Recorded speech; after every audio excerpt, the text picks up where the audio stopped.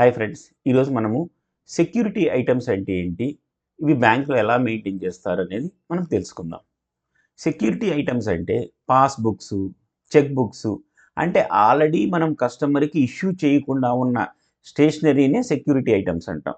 Savings passbook, cheque book, pay order bar cash order, demand drafts, debit cards, fixed deposit receipt, ఇవన్నీ security items కిందకి వస్తాయి. ఈ security items అనేవి joint custody అంటే దీన్ని one or more people, ఒకటి అంటే ఎక్కువ, అంటే ఇద్దరు కానీ ముగ్గురు కానీ ఎంప్లాయీస్ దీన్ని ఆపరేట్ చేయటము, మెయింటైన్ చేయటము, సేఫ్ కస్టడీలో ఉంచడం అనేది జరుగుతుంది. కాబట్టి దీన్ని జాయింట్ కస్టడీలో ఉంటాయి. సో ఒక్కళ్ళే వెళ్ళి ఈ డాక్యుమెంట్స్ తీసుకోవడానికి లేదు బ్యాంక్స్లో.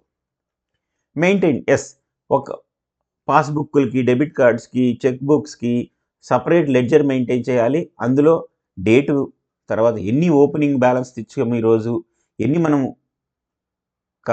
కస్టమర్స్కి ఇచ్చాము, ఒకవేళ మనం ఆర్డర్ చేస్తుంటే ప్రింటింగ్ అయ్యి ఎన్ని వచ్చాయి, క్లోజింగ్ బ్యాలెన్స్ ఏంటి, ఏ ఎంప్లాయీ మెయింటైన్ చేస్తున్నాడు, ఎంప్లాయీ సిగ్నేచరు, ఇవన్నీ మనం రిజిస్టర్లో రాయాలి. తర్వాత డిస్ట్రిబ్యూషన్ అంటే ఫర్ ఎగ్జాంపుల్ ఈరోజు ఒక పాస్బుక్ ఒక కస్టమర్కి ఇచ్చారు.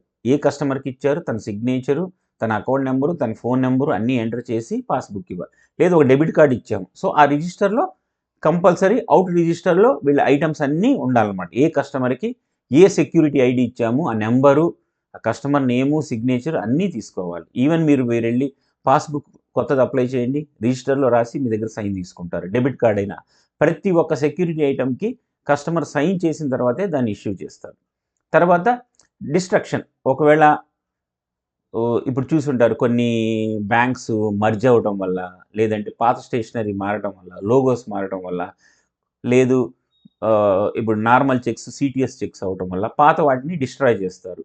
కొన్ని బ్యాంక్స్లో హెడ్ ఆఫీస్కి పంపిస్తారు, లేదంటే కొన్ని దగ్గర బ్రాంచెస్లోనే వాడిని డిస్ట్రాయ్ చేస్తారు. చేసేటప్పుడు ఆ డిస్పోజల్ పాలసీస్ ప్రకారము, స్టాండర్డ్స్ ప్రకారము ఎంతమంది అయితే స్టాఫ్ ఉండాలో ఉండి వాటిని కట్ చేయాలా, లేదంటే కటింగ్ మిషన్లో కట్ చేయాలా, లేదంటే కాల్ చేసేయాలా, ఇవన్నీ డిస్పోజబుల్ పాలసీస్లో ఉంటాయి. దాని ప్రకారం చేసి ఏమేమి సిరీస్ని మీరు డిస్ట్రాయ్ చేశారో వాటిలన్నిటిని సైన్ చేసి వాటిని డిస్ట్రాయ్ చేయాలి. ఈ డీటెయిల్స్ అన్నీ మనం మెయింటైన్ చేయాలి రిజిస్టర్లో. Thank you friends. నా వీడియో నచ్చితే లైక్ చేయండి, నా ఛానల్ని సబ్స్క్రైబ్ చేయండి.